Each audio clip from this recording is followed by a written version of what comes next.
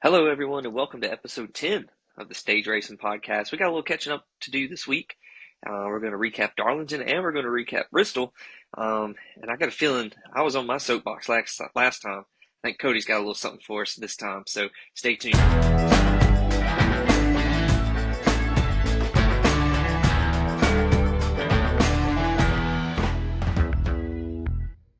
All right, Cody, we missed last week. Life was just crazy for both of us. It's just a nutso week. I could probably say the same for this week as well, but we're powering through it. We apologize in advance for the sniffles that you might hear today. Pollen is in full force in the state of Virginia right now, so we're both feeling the repercussions of it. I'll start by saying I'm wearing the DH shirt since we missed the other week, and he won. I decided to wear it since we're still kind of playing catch up for that. So, anyways, let's just jump right into it, man. If you want to here, let's talk about Darlington first of all. Um, that's the first Darlington race in next gen that I really think people struggled to pass. Yeah, 100%. It was really depressing because Mm. Darlington usually in the first 3 years of the next gen have brought really exciting finishes, Yeah, it really exciting has. races. Yeah, Um, so it was really depressing to see that. William Byron dominated a lot of it. Like we'll talk about in a little bit, but um, it was usually one of those historic, nostalgic tracks that we all like to see. It's known for its historic finishes, and unfortunately, we didn't get that. But we'll dive into. I think this past weekend and that weekend, I think kind of tying a little bit together. That's been kind of a common theme the last 3 weeks, so we'll get into that a little bit.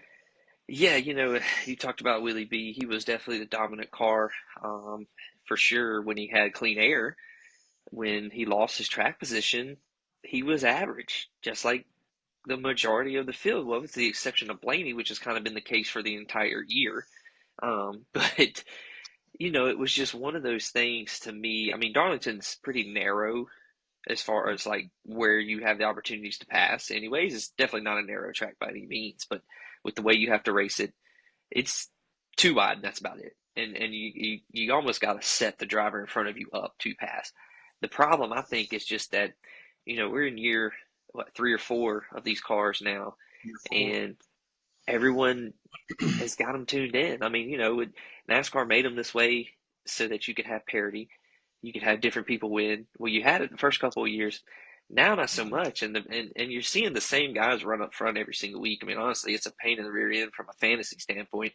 And Darlington kicked my butt from a fantasy standpoint because you're wanting to get a little, you're trying to use some different drivers, but everyone's on the same page, man. Everyone's running the same speed for the most part.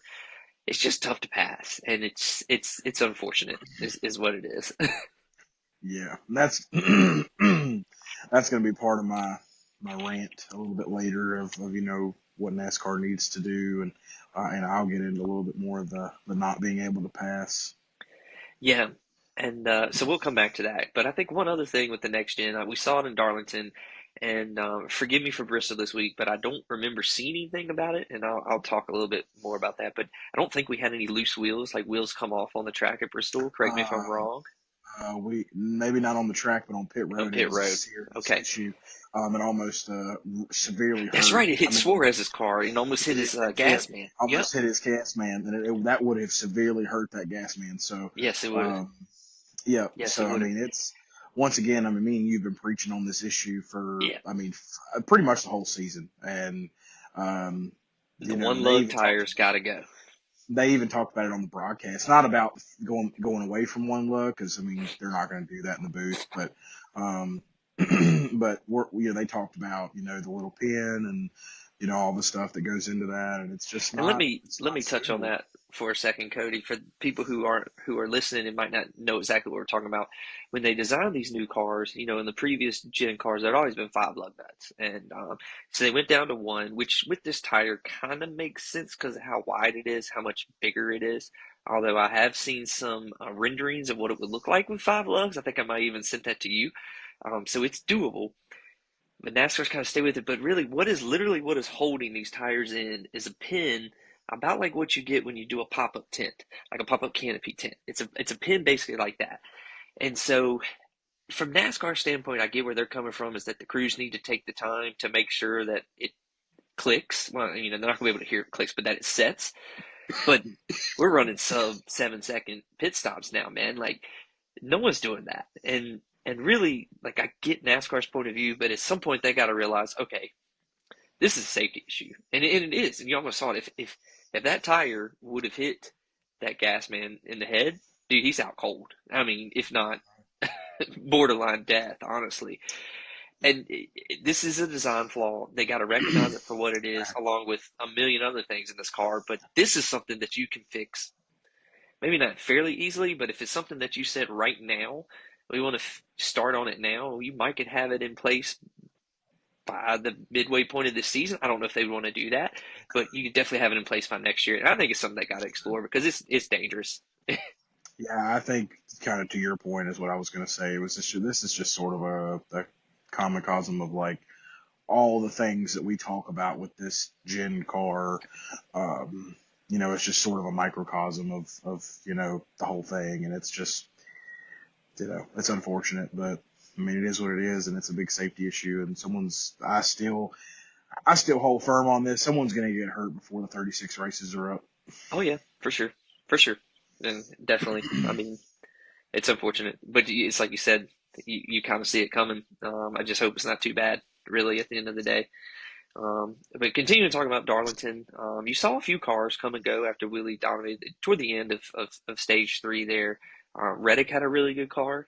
He just kind of used it up toward the end, just kind of used his tires up um, on that one. And then you saw the 12, who's just been really good in every race, just can't get a break to catch his life. Here he comes, takes the lead, and then Young Money makes a huge mistake and ends up costing Blaney. Larson just panicked when Reddick did it, which is just, I guess Larson was just in his head with just the issues he had coming off that same turn. Lap three, he wrecked and basically put himself out of the race. He came back on to, 100 laps or so left. Yeah. But he panics. Bubba's not expecting him to check up. And for anyone, and I know this has been beaten to a dead horse right now with being 2 weeks behind from that, but people, that was not Bubba's fault. Please stop blaming Bubba for that. Bubba and Blaney are extremely good friends. I'm gonna tell you right now, Bubba was, even though his boss won the race, Bubba did not want that race to finish like that. So, um, yeah, but just the theme for the season is the 12 is really good, but something stupid happens every week. Every time. Yeah. I think Uh, once the summer gets here, they'll find a way to well, run into some good fortune. yeah, we've seen that with Penske cars before. Here's the thing: if Blaney gets into the playoffs, he's probably one of the favorites. Just, I mean, statistically, you look at laps led and wins and things like that, and you would question it. But if you're watching the races each week, that dude's dangerous. And once it does click, Absolutely. oof. He can win any week. Yep.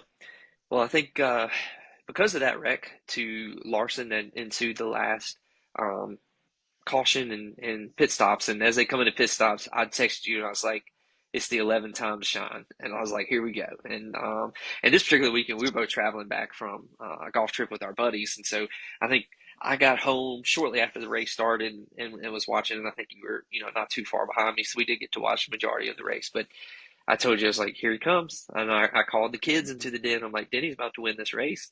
And they're like, how do you know? I was like, he's going to be first off the box. And sure enough, that pit crew's cream of the crop this year, man. And that moves Denny up to 11th all time in NASCAR on the wins list. And say what you want to about Denny. We talked about this in the previous pod. Dude's a winner, except when the championship's on the line. But other than that, he's a winner. Absolutely. I mean, he knows when to get it done. And, I mean, he ran fairly good at the beginning of the year. Like I said, he had a chance to win Daytona if it wasn't for that, being Mm. Daytona. But, I think him and his crew chief is, he's got a new crew chief this year. I think they're finally starting to click and figure out Mm-hmm. some things. Being super aggressive at Martinsville is what, they had said. And then just, going and finding a way to win at Darlington. And then having a top five finish this past weekend. So, Yep. um, He's I had a think really good year. I think he's up to second in points, if I'm not mistaken. Yeah. So just behind Byron. I think it's good, like 30 or so points behind Willie B, if I'm not something like mistaken. that. That's what I Yeah, saw earlier today. yeah. So with that win, it meant that JGR won five of the first eight races to start the year. That's really impressive. How impressive? That's only happened four times in the modern era of NASCAR. So JGR has got two veteran drivers and two on the younger end. Veteran and Christopher Bell and Denny, and then you got Briscoe, who's been racing for a while, but his first year with JGR, and then Ty Gibbs, who's in his third full Third season, year. third full season now. And so, they got a good little mix, and the veterans are really cashing in this year. I mean, Seabell was hot; he won three in a row. Then he went back to back, almost got three in a row this weekend. So that team is just red hot right now, and there's a lot of good tracks coming up in their favor for sure. So it'd be interesting to watch that team this year. Not making the playoffs last year, a little bit of controversy surrounding that, but I think Hmm. it just lit a fire under that organization. Absolutely. Well, anything else you want to add about Darlington? I think we're going to spend most of our time here in Bristol, if I'm not mistaken. So, Yeah. all right, well, let's talk Bristol. Saturday, first off, the truck race Friday night was a pretty good truck race. I'm texting you. I was like, hey, this is pretty good. Chandler Smith ends up getting the W, although that turned into an L pretty quickly for him with what transpired. You can go look that up on X in his personal life. That's interesting. I won't get into that. Let's just say when you go through a divorce proceeding, I wouldn't know, but from what I've seen, it one side's going to always try to Down, make the other side look very bad, and he does it's not look down good and right. dirty.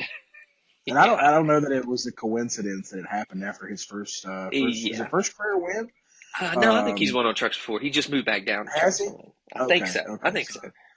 um, but just odd timing. I don't think it's a coincidence, to say the least. Yeah. Someone out there probably, was sitting there waiting on this or leaked it, and so unfortunate for him. But I'm just I going to keep say my this. opinions to myself.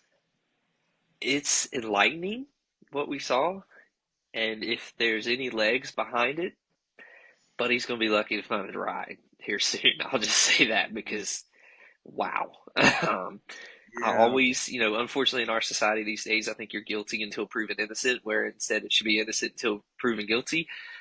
So I'll give a little benefit of the doubt to him. But yeah, his lawyers got their work cut out for him after what dropped with that one. So we're a little off the rails with that one. But go look it up sometime if you got a chance. It's rather interesting. Um, so that was Friday night. Um, Full disclosure on the Bristol weekend, let me just say this. I love NASCAR, but I am a sports enthusiast at the end of the day. And I was dialed into that Masters tournament from the first tee shot on Thursday until the final putt on Sunday. And so Friday night, the truck race timed out perfect. Friday rounds finished, truck race started. I was dialed in.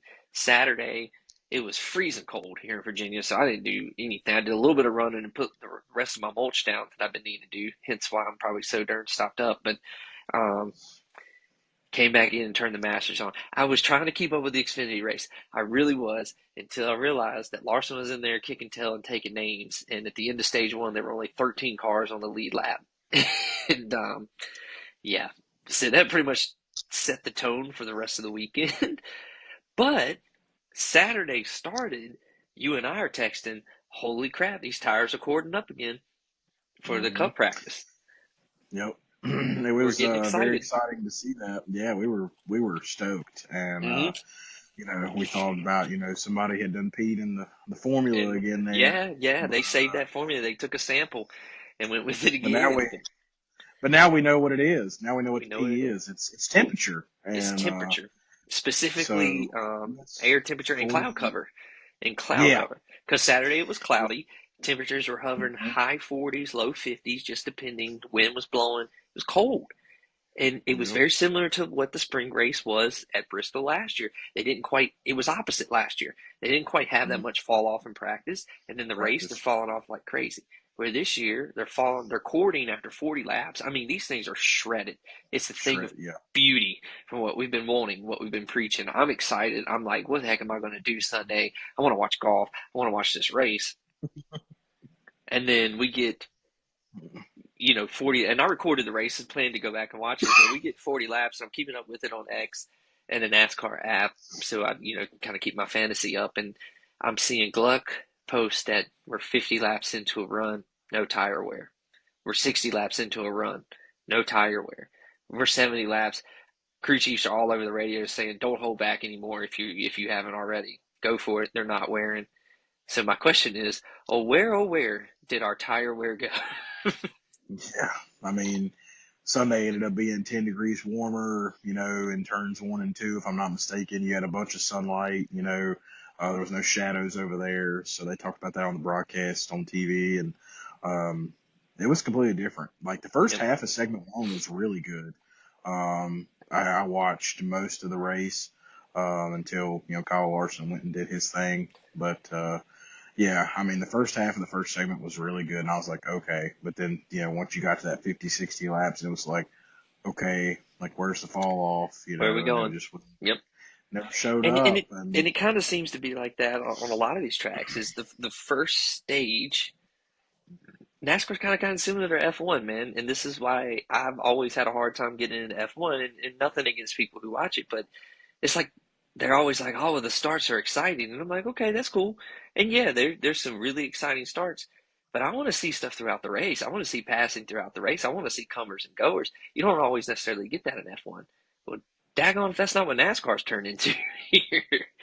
Is you had some yeah, comers and goers initially, but then once everyone kind of got set in, that was it. yeah. And it goes to your point earlier of just everyone sort of figured it out, and, everyone's dialed in.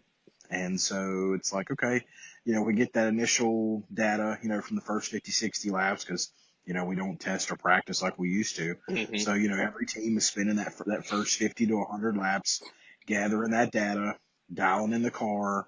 And then from that point, from the second stage on, I mean, it's pretty bland, to be Yeah. honest. It's, Honestly, it was a snoozer. I mean, that's what I have on our notes here. What a snoozer. And look, guys, it was such a snoozer. Cody's texted me. One of our other friends texted me. He's like, "Don't go back and watch it, Adam. Don't go back and watch the recording. There's no point. There's no point." And I'm gonna lose my camera for a second, but I want to look up one of these tweets. I told you I definitely wanted to. I had bookmarked a few different tweets I've seen throughout this, and here is some recent races where a driver led at least 75% of the laps.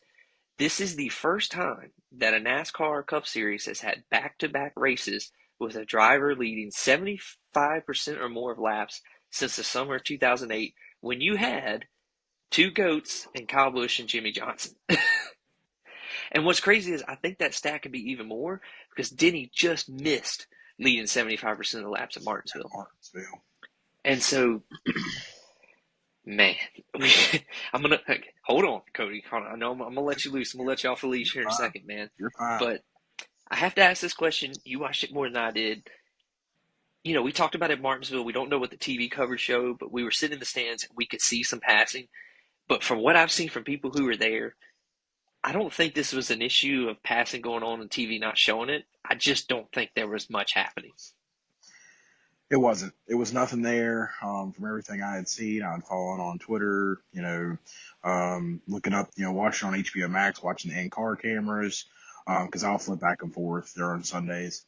And there was nothing. I mean, it was Yeah. just follow the leader. And it was like once you got to the back of somebody, you couldn't pass them. It goes back to the thing we've complained about for a really long time, although I'll get to my point in a minute, and I'm not going to put it all on Goodyear. But it's just, it wasn't there. So it wasn't like it was throughout the field, like it wasn't Martinsville. And I can't You know, I can't blame Goodyear for this. Saturday no, night, Goodyear executives went to bed saying, "Heck yeah!" I mean, they even woke up Sunday morning and gave them an extra set of tires, yep, and then it just flops. And so I'm gonna let you loose. And I wanna preview it with this. I said during the Martinsville race, this is not a track issue. Well, Bristol, I think it is a little different. I think it's a combination of the two at Bristol. Bristol reconfigured, correct me if I'm wrong, 2010, 2011-ish, somewhere in you there, talking give or about take are you talking about the progressive banking where they shave the yes. top?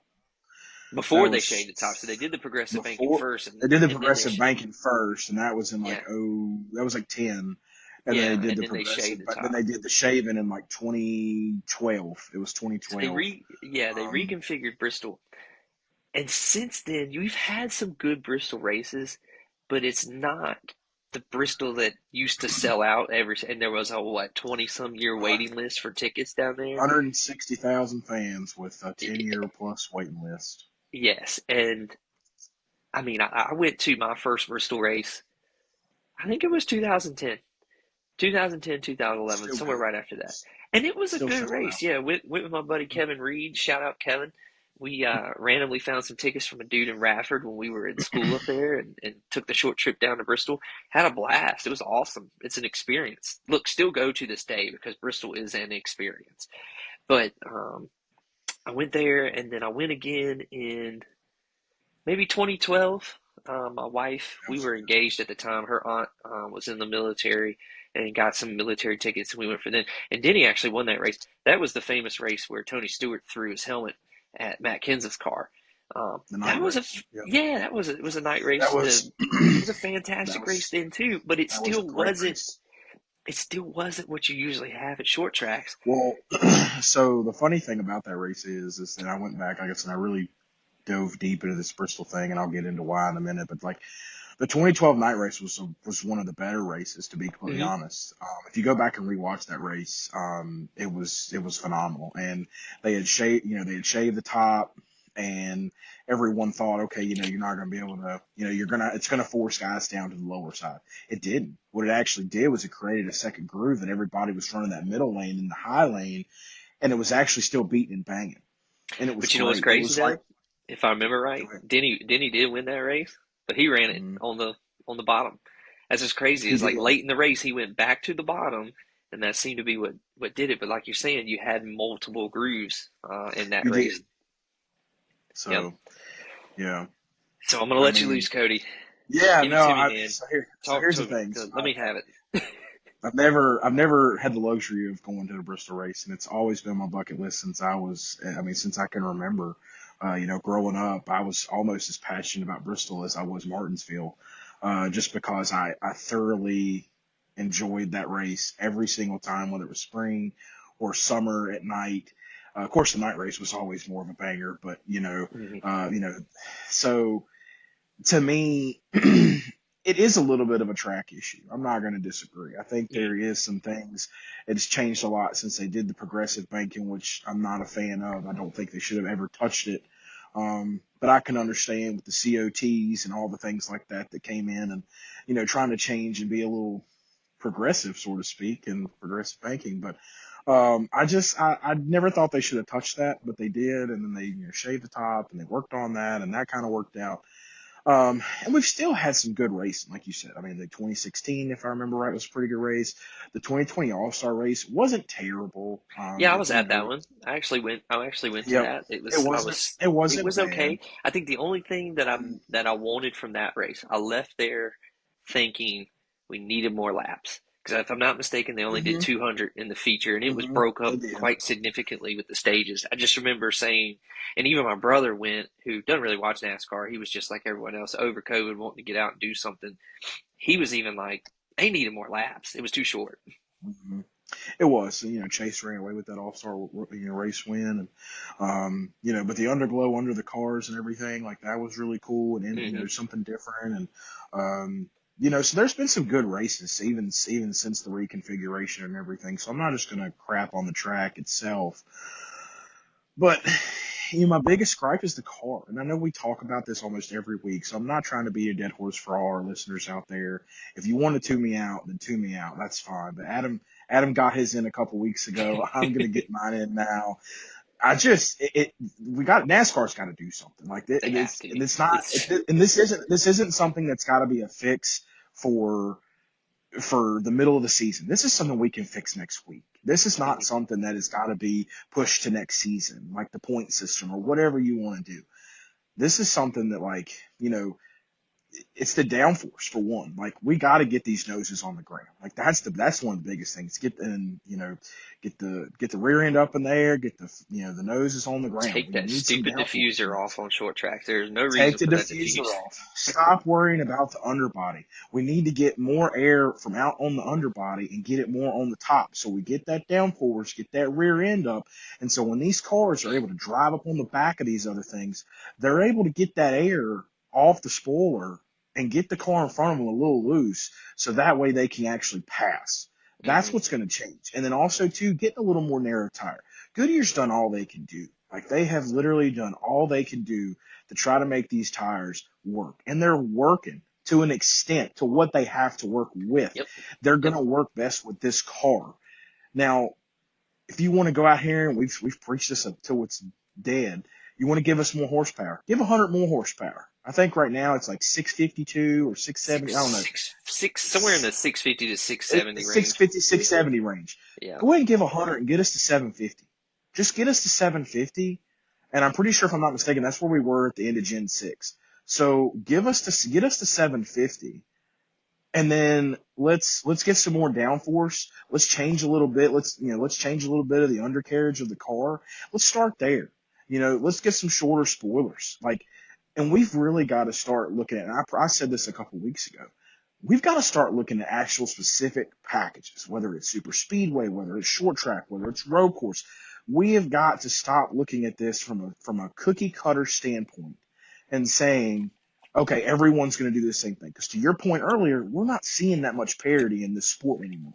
Sure, for this broken playoff system, you're going to have SVG, who's 34th in points. He's going to go win a road course race this year, and he's going to end up in the final. And that's fine. I like SVG. Me and you were high on him at the beginning of the year. So nothing against SVG, but the system's broken. It's not his fault.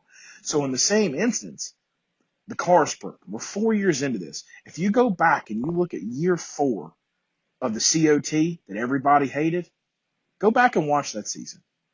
Go back and watch the 4th season of the COT. That was one of the best seasons in NASCAR history. I promise you, if you go back and look at it. Then go back and look at year 4 Was of that the Gen 6. year when Denny and Jimmy went down to Homestead? When I'm Denny pretty should have sure. won a championship. And I'm pretty sure if I yeah, remember right. because So you I had just going in with like the last few races of that, you had Denny, you had Jimmy. Was Boyer in the mix, if I'm not mistaken? Boyer was like top 5 that year. Gordon was hanging So around, and Tony. Like, God, it was just like you said. I mean, first of all, it's really good drivers, but it yeah. was. I mean, you had those drivers, and there's a whole another conversation we can get about that with Kyle Mhm. Larson with what he said on Kevin Harvick's podcast this week. But but to me, then you go look at year 4 of Gen 6. Year 4 of Gen 6 put out some really good close races, I like loved the really previous good gen car, finishes. man. I still to I this day, like the I'm like, Gen why did 6. we get I away love from the that Gen car? 6. But you know what? And people can go out there that want to listen to this pod and they can sit here and want to call me a nostalgic person, whatever. I don't care. Take it back to Gen 4. I sent you a tweet not long ago and I said, give me this car back. It's the GOAT. And it was a video of Ryan Newman qualifying at Charlotte running 199 down the backstretch. Yep. These drivers are supposed to be the best in the world. These drivers are meant to drive the cars. I spoke about this in the first couple episodes of the pod, especially the preseason pod that we had, the pilot episode. I literally said, let the engineers do these work and build these cars and let these drivers drive these cars. That's what you're supposed to do at Bristol. You're supposed to drive the damn thing. Excuse my language.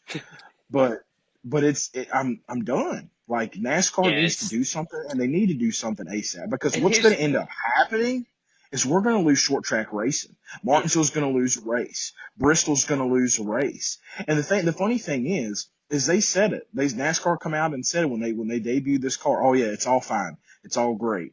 And Don't forget the honestly, goal behind this car. The goal behind this car was to be better on short tracks and road short tracks. courses. It was. And now look and great. We actually benefited because intermediate tracks, which they were going to phase out because of the fact they couldn't run at them. Now all of a sudden this is a banger in intermediates, which we Hmm. were okay with. But then you just need to go back Fix to it. actually being innovative. Yep. And I don't know. I don't know what it takes. Does it take moving the France family out? I don't know that that's ever going to I happen. I don't know, But Cody. I think it's they got to do something, and I think they know they got to do something now. There's no more putting this off. Like No. you can't put lipstick on this pig anymore. You just can't. And as much as they want to keep these cars to where it's easier on teams, they're not having to do a whole lot, this, that, and the other. I think to fix short tracks is not, and even road courses, I don't think it's going to take all that much. I mean, we're talking minimal changes that can create minimal changes on the track where you can just pass a little bit better. And we're talking about good races again. You know what I mean? And so, yeah, man, I don't think it's going to take that much personally. So, But and I bookmarked a tweet earlier. It said on SiriusXM NASCAR today, it said Elton Sawyer says that NASCAR is, quote, not going to sleep on issues with the short track package. Per Sawyer, the sanctioning body will continue to have its all driver meetings every couple of months. And, quote, if someone has an idea, we're all ears. the idea comes Dude, every single week on every single every podcast single that week. covers It doesn't NASCAR. matter whether you want to listen to Denny's, whether you want to listen to Juniors, or whether you want to step all the way down to the Stage Racing Podcast, my friends. Everyone is talking about it. It doesn't matter what NASCAR podcast you listen to. This past week has had so much traction, more than we've had in quite some time, on whether it's the tires, whether it was the track, whether it's the car. I think the common theme that we've all seen is, yes, it's a little bit of Bristol, but it's the car. It's the It's a lot car. of the car. It's a lot of the It car. is. I would Bristol say Bristol needs work. 85% the car. Yes, I Bristol agree. needs work. Of Bristol course, we're needs not work. saying that. I would give anything to see Bristol sell out again, 160,000 fans. Mm. The next time we're probably going to see that is probably when the Braves and the Reds play there in August We'll see or if we get that September or many. whatever it But is. you And haven't had a we crowd might like get that. that since the football game No, and in you're not. I mean, 2016. Yeah. but even if you could still get 80,000, which is half the attendance in that place, that's more than you're going to get at any other track. And the thing is, Cody, and I know you haven't been there, and I've been there for races. I was there at the football game. That facility, just in itself, it's freaking impressive. And that place is huge. They're not kidding when they say it's the last great Coliseum. There is nothing. As I said earlier in this pod, I'm a sports enthusiast. I've been to a lot of stadiums, following Virginia Tech football, the pain I endure on myself. But with that, like, man, I've been to some really cool places over the years. Like, we went to Jacksonville, watched them play in Jacksonville. I think one of the favorite places I've ever been was the old Georgia Dome. That place was cool. But Bristol, dude, and it's not really good to watch a football game there. I'll say what it is. It's something they shouldn't do about once every 10 years because you go there and you're like, well, you can't really see anything. But dude, the facility, it's freaking massive, man. And it's depressing. And again, it holds 160,000 people. It's one of, if not the biggest stadium in the States, if I'm not mistaken. So even if that place is 80% full, like you're saying, it might not look like it's that many people there because of how big that freaking place is. But when you pack it, when we were at that football game, and I wish I was better at my editing skills, I might try it on this where I could go back and put in some of my old pictures from that. Dude, it was unreal. I mean, just you're shoulder to shoulder in there. And the whole time I'm watching this football game, I'm like, man, all I can think of is those Sunday afternoons back in the late 90s, early 2000s. You're getting sunburned, you're drinking beer, you're getting dehydrated, and you're watching fantastic racing at this place. And it sucks that it's come to what it's come. And there's a lot of factors that's led Bristol to being what it is. And like you said, I think it's 85 percent on the cars and the rest being on the track. There's a few things SMI could probably do to the track to get this thing straight in a year. Don't put dirt back on it, please. I've seen that this week. Let me just do that. Please don't put dirt back on this thing. These cars are not going to work on dirt. They're too freaking heavy, man. And if they're not going to let these teams make changes to the cars for short tracks as it is, please don't let them do it for dirt tracks to make it better, because then I'm going to be really ticked off. The whole concept behind this, we've heard it year after year, is that they are expecting another manufacturer to come into the sport. Well, Denny's, I haven't fully listened to Denny's pod yet this week, but I've seen clips. He said it perfectly. He said, okay, well, let's run 750 this year. Let's just try it. And if a manufacturer comes in 2026, which I highly doubt it's going to happen, then we'll bring it back. But until then, let's keep it then. But even then, it's 2025. And we're talking like, let's just say a Dodge or a Honda or something like that comes along. They got enough racing going on with those manufacturers that they can jump in and get 750 out of an engine pretty quickly and be right on board with everybody else. That Competitively, and maybe not, but as far as the engine's concerned, that's just an but excuse that's at my this point. point. That's my point. It's an excuse. It's not. These are car manufacturers. They make race cars in all other forms of racing. Mm-hmm. It's nothing for these engineering or any of these guys to be able to the professionals that are paid very well, mind you, to be able to put these engines up to 750 horsepower. I mean, you got minimal people out here souping up their own personal cars, Hey whether man, it's a I just Kia saw a or a Honda Honda or Civic whatever. the other day down here in Old Henry County. See, that's what I'm saying, dude. Look, if Like, they 'cause can max out a Dodge Neon around here, I think we're good on a stock car. I think we're okay. I think those engineers for NASCAR are a little bit smarter than your normal person driving a Dodge Dart, or they don't even make those anymore. So I mean, that's the thing is it just really gets under my skin because I loved Bristol so much. My best memory, and I'm gonna get a little nostalgic here once again, but my best memory of Bristol is 2002. It's 2002. It's the night race. I'll never forget that until the day that I die. I was at a pool party at Forest Park.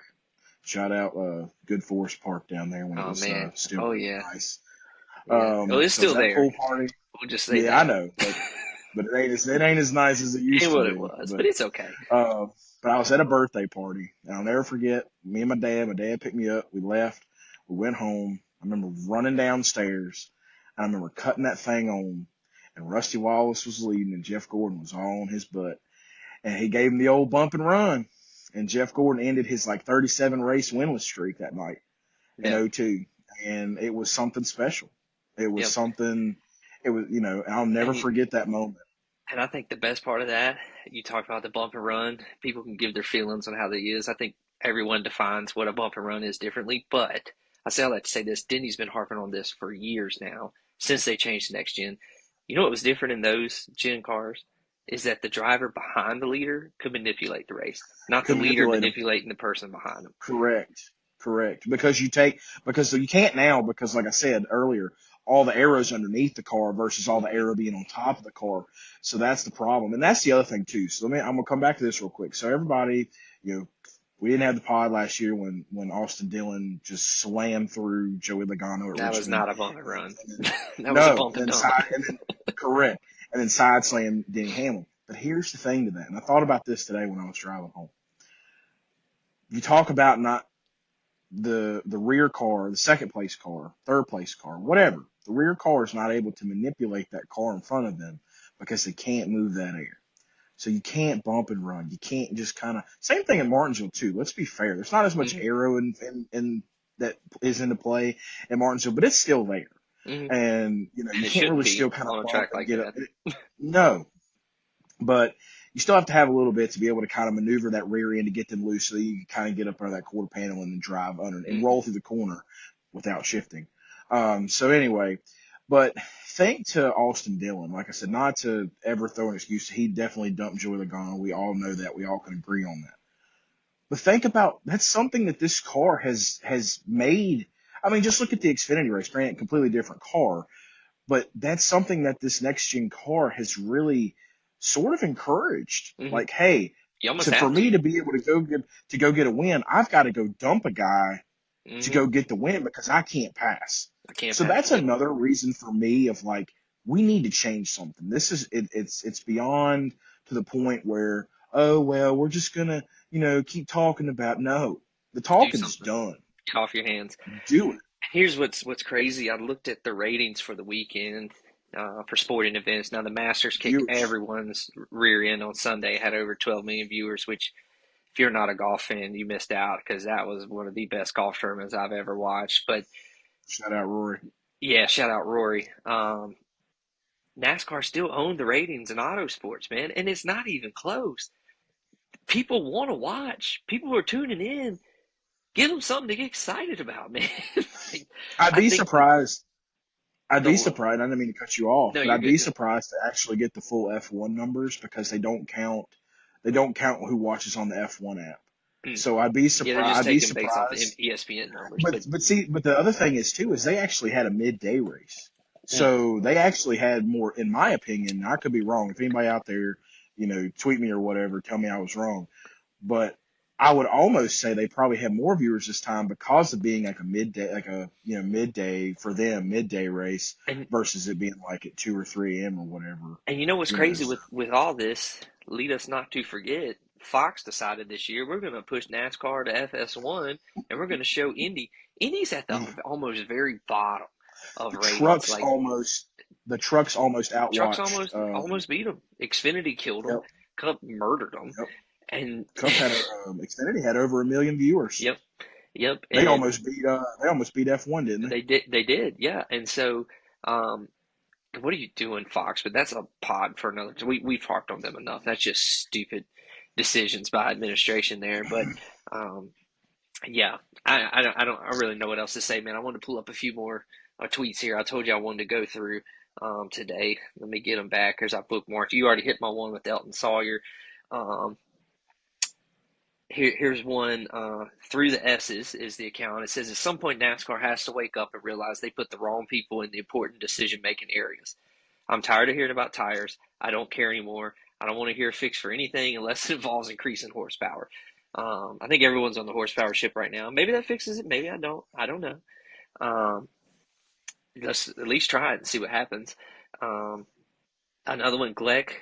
I'm sorry, not Gleck. Gluck posted. It said this was the longest green flag run. Actually, he reposted for someone. It was the longest green flag run at Bristol since August 2004, which had 229 straight laps of green, and at the time, so far, it had been a 202 lap green flag run. I don't remember what it ended up being. I think it was way more than that, if I'm not mistaken. And then they? Yeah. we talked about this a little bit, but let's just talk about these last three races and the car out front being so dominant. And again, I stand by what I said about Martinsville in that there was action going on there.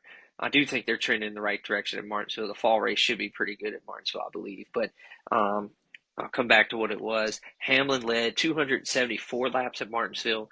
Byron led 243 at Darlington, and Larson led, at the time, he had led over 224. I don't remember what it ended up being. It was a butt whooping. And take nothing away from Larson. Yeah, people will say he's the best driver in the world right now. He does a lot of racing, that's for sure. But it's just like we're not trending in the right direction here, NASCAR. We got to do something. We got to do something. Like, and I'll say this. I'm not opposed. It's not like we're sitting here trying to have our cake and eat it too. It's Mm-hmm. not like we're sitting here saying that we want to add horsepower and want to do this and get away from the parity and blah, blah, blah, blah, blah. Have the close race and all that jazz. Because if you go look at the median quarter four times of that tweet you sent me earlier in the week about, how the lap times and the quarter Mm-hmm. four, the median average or whatever it is. Everyone was Like right all the together. top, I mean, right together. And poor Ryan Blaney fans, I feel for you. I really do. He Because was he was dead just even as fast with as with he's Larson. dead He just even. couldn't pass, And and he's, yeah. So, but here's the thing. And I don't want to, like I said, if there's a dominant car, okay, fine. mm-hmm. That's okay. We can live Like, with that. let's put some engineering behind it. And if the team goes out and engineers a better car than the next guy, okay, that's fine. I don't care. That doesn't bother me. But I Like, want to I mean, see it it. wasn't I that want to long see ago. action on the other part of the track. I just don't want to see the train It, going round and around. no, I don't want to see follow the leader. It wasn't that long ago that Joey Logano led all the laps in an Xfinity race at Bristol. Mm-hmm. It was not that long ago. So, I, it's like I said, if a car goes out there and dominates, fine. If the team's built the car and they got it that way and they dialed it in, but it's like Denny said in his podcast too. In this car, say Denny gets a speeding penalty on pit road, He's done. and he's done. You're done for the day. Bye. See you later. We're not Mm-hmm. talking about Denny for the rest of the day. Nope. Well, what does that say to Denny fans that come to the race and all of a sudden, early on in the second segment, that happens and he's done for the day. Oh, well, time to pack it up and go home. Like, Pretty much, and that's, I can understand the argument like, well, he shouldn't make a mistake, but I mean, how many times have we seen guys make the mistake back in these old gens and then drive their rear end right back up to the front and win the race because they're the best driver and the best car, and you're not getting that anymore. Nope, and that's the problem. Like, you could sit there and try to fight back with a lucky dog, or Hmm. try to hope that it falls your way. But But I track mean, position is king. but the track position's king, and if you can't pass, you can't make it up. So like I said, I'm over this. I'm not, I'm going to try not to say much anymore about it, because this is my session now with what race is this? 9, 8. So Nine, nine. race 9. So, I mean, Actually, I've maybe said be my 10. piece. I think it's 10 because we missed a week. I think So, we're 10 races in. so regardless, No, it's not. 10. It's nine. It's nine. Sorry, I can't count. It's So nine. it's fine. It doesn't matter what race it is. I'm not going to harp on it anymore. I might still say it from time to time because I know the Oh, listeners I out can there are going to guarantee be like, this will not be the last this. time. No, I'm going to talk about it, but I'm going to try to stay off my rant Well, let for me tell you why quite it's for not at going to least be the another last 10 time. races. Because the next race is at a super speedway, and these cars absolutely blow at super speedways. Yeah, we're at Dega, right? Yeah, yeah. Oh Uh, boy. well, let's move it on. Let's go on to the final stage here. No NASCAR this coming weekend. No NASCAR Cup Series. However, the trucks in Xfinity are making their way back to the Rock, and man, it's so awesome to see that back. Look, I got to give kudos to the state of North Carolina. Putting all politics aside, whether how you feel on anything on either side of the aisle, I don't really care. I will say this though, with the money that the state of North Carolina got through one of the rescue plans, they did a phenomenal job investing into some of their older speedways and their highways too. Like I'll give them. I don't know if you drove through North Carolina here recently. People who live in there might Mhm. disagree with the parts of North Carolina I've been driving through. You see them working on stuff, and it's actually a lot nicer than it used to be. But um, Rockingham got a facelift out of this money. Of course, North Wilkesboro did. That was the biggest one. Rockingham didn't quite need the revitalization that North Wilkesboro did, but this race is sold out this weekend, and that's for Xfinity. I mean, we're talking every single butt in a seat, and it's a week out from the race when it was announced that it was sold out. On Easter weekend, on top of everything else, I'm Mhm. telling you, fans in this area, NASCAR's starting to understand they need to get back to their roots a little bit more. I'll give them the benefit of the doubt on that. Just fix the car for the route tracks. But yeah, I'm excited, man. I know at one point we talked we'd love to get down there. I never put two and two together. The fact that it was Easter weekend, there was no way I was ever getting down there for that on this weekend. But No. I'm excited. I'm hoping to get to watch it some Saturday. I'm fishing in a tournament Saturday, but that's wrapping up about 2 o'clock. I think this race is a little later in the afternoon, if I'm not mistaken. But trucks race on Friday, so hopefully getting to check those out. But yeah, dude, I'm excited to see them there. Let's get the Cup cars back ASAP. I think even the Cup cars in the condition that they are, I think would run pretty well at Rockingham because you've got the ability to spread out a little bit on that track. And these cars have ran well at Dover, which is a mile track too. So I'd like to see them get back there. I really would. Same. Races, Xfinity races at 4 o'clock, truck That's races at five perfect. o'clock. So, Well, I got some yep. family stuff going So on Saturday, so we'll see. It might have to be one of the things I'll record and tune in Saturday you night. just go ahead, just go ahead and record it. Go ahead and record it to be safe. And Yeah, if you end up watching it live, it ain't no big deal. That's what the yeah. glorious thing of YouTube TV. So, Shout out to living in but 2025, man. that's right. So unlimited DVR or cloud storage. So no, I'm super excited for the Rock, dude. That's one place I've always wanted to go to. I'm just glad it's back. I think we're gonna see some good racing. I think early on you're probably gonna see the guys try to really figure this out, and because it hasn't been run on in some time. Hmm. Um, but Yeah, I know. I I'm remember super some of excited. the clips from practice. I was sending you the trucks. Like all the truck drivers were just amazed at how fast that track was. Mm-hmm. So that's going to make for some good racing, like you said. Just those guys trying to figure it out. Let's not forget, old Casey Kane makes his return this weekend. He's Yep. racing in the Xfinity Series. There's another big name, if I'm not mistaken. I just can't think of it now, but I think Casey's probably one of the biggest ones. So, um, Mhm. yeah, man, it should be. Is Vickers racing this weekend? I don't Something think tells so. me I'd have to look. I'd have to look. God help him if he's racing this weekend. If you want to know some more about Brian Vickers, go ahead and search that on X2. It was all about X and Twitter were all about some Chandler Smith and Brian Vickers this past I weekend. gotta So look. just I go gotta ahead and know. I gotta look this up because so I'm really curious right um now. oh, another point though that I forgot to mention earlier, and this kind of goes with Rockingham, so it kind of segues there. The testing. Like, I need NASCAR to go back to where we could get some legitimate testing and some legitimate practice. So these guys Hmm. can figure out, what these cars can do. Because if you're going to make some changes with these cars like we want, we need to allow for some legitimate testing and some legitimate practice. Hmm. I mean, Yeah, that we need to do that. Like I agree. that's not a matter of if it needs to, should it happen? It's a matter of that it should have. Like it Yep. has to happen. Yep. And I was wrong about Vickers. I don't know what I was thinking of, but he definitely is not racing this weekend. So He's sorry to he's get the blood flowing for anyone who was hoping to see Vickers wreck like he inevitably did this weekend, but sorry. So, anyways, so yeah, as we said, first and only weekend off for NASCAR. I gotta say, I don't like that. Easter weekend. This is the first time they've had Easter weekend off in a while. They were racing at Bristol down there this weekend. I always feel like Mother's Day should be off. I mean, Yep, these agreed. guys, what the wives of these drivers do and have to put up with, they deserve their day off, man. They deserve Mother's Day off. Like they really do. It's I don't like that. And Father's Day. I do think you should have Father's Day off, but Yep. that's me. Whatever. I digress. Anyways, so at this point in the season, we talked about it at one point before. I was just bringing it back up. I'll start with mine, but the question is, who's impressed you the most so far? I was trying to think of some like surprise people who I think have impressed me the most. Um, Priest, I think that's probably one that you would say. Priest has definitely been pretty good.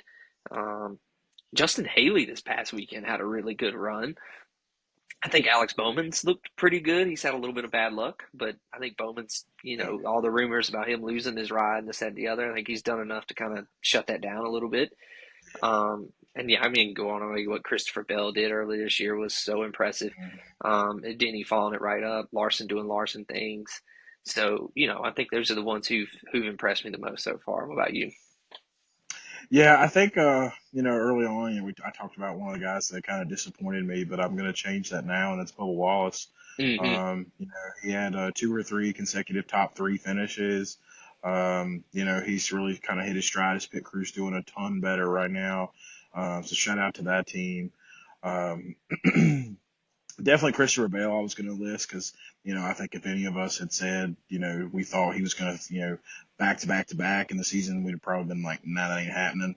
Hmm. So that was really impressive. And he's really started to kind of, string some other things together, some good finishes. So I think he's, got a really good opportunity at the end of the year. Ryan Preece, you already called it. Like, that was probably my number one surprise. Didn't run all that good this past weekend, but I'm not chalking up a whole lot to this past race. But yeah, and then Bowman. Yep. That was Bowman's been a big one. Yep. He would have finished probably in the top 5 or 10 had he not had that, had the accident or whatever it was. Hmm. Did he blow up? Is Blew that the what it engine. Yeah, was? he blew up. Yeah, Yep. blew an engine. Blew up along with my So fantasy day. Appreciate it, yeah, Hendrick. mine too. So, anyways, who's disappointed you the most? I'll just keep it rolling there.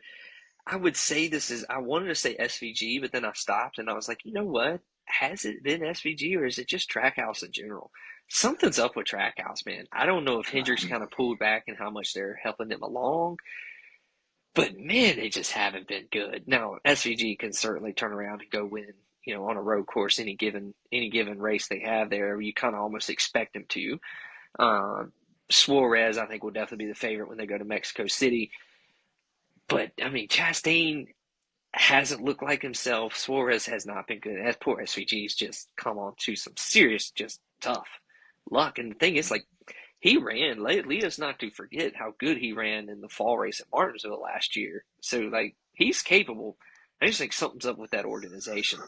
Um, my other disappointment, I think Ty Gibbs, although he seems over these last couple of weeks to have gotten a little bit they made some organizational changes there with his team that seems to have made a little bit difference. Either that or Grandpappy told him, boy, you better get it together or you're going to be heading back down to Xfinity Series. I don't think Gibbs is too afraid to punt his grandson back down if you don't start producing. So I think those are my biggest disappointments so far this year. I think biggest disappointment so far for me is Ryan Blaney. Team Penske, Ford, whatever we want to call Yeah, it.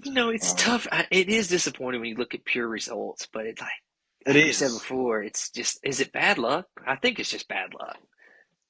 I mean, how much bad luck you gonna have though? Ford's got to, whether it's That's Ford or true. Penske, but I don't know though, because at some point, like, I mean, I don't know. Blaney's definitely, I think, maybe not so much Blaney himself has been the disappointment, but just that entirety of, like I said, Ford, Penske, Blaney, that whole situation, that's Hmm. been a huge disappointment, I think, for me, and I know for Ryan Blaney fans. Second person that's been a huge disappointment for me, Brad Keselowski, and I think we're going Yep. to I'm glad you continue that mentioned that. I trend. left him. I knew you'd pick him up. Yep. Still been a huge disappointment. He was having a good run at Darlington, if I'm not mistaken. Then he had the loose lug nut, screwed his whole day up. He was done. Hmm. Blah blah blah.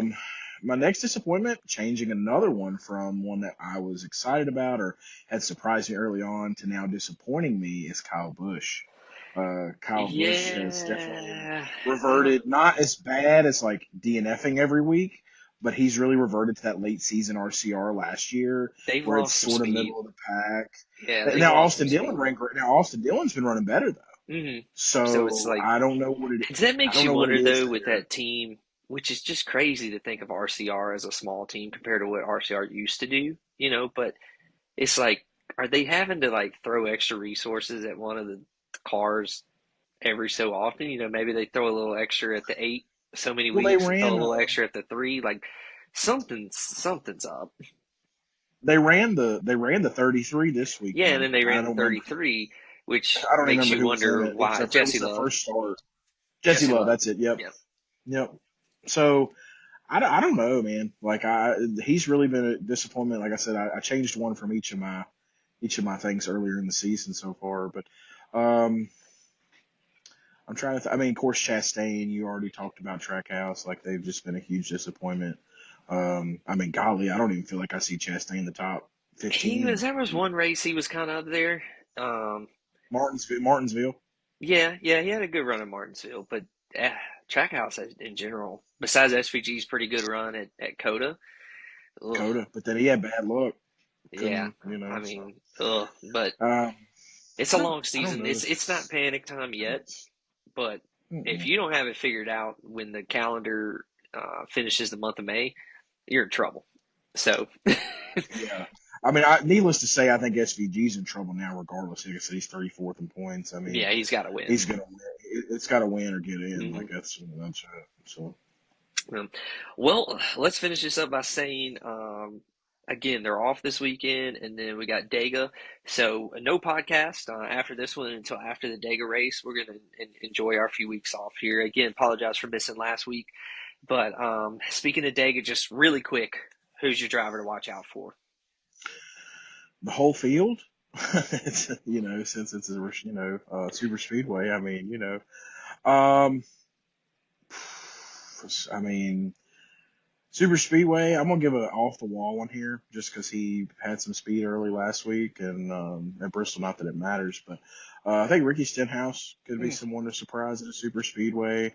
Um, you know, wouldn't be surprised to maybe see, um, you know, you're gonna see Denny up there. Ryan Blaney's gonna be up there. You hadn't mentioned Um, one yet. I'm disappointed in you. I'll give you my one.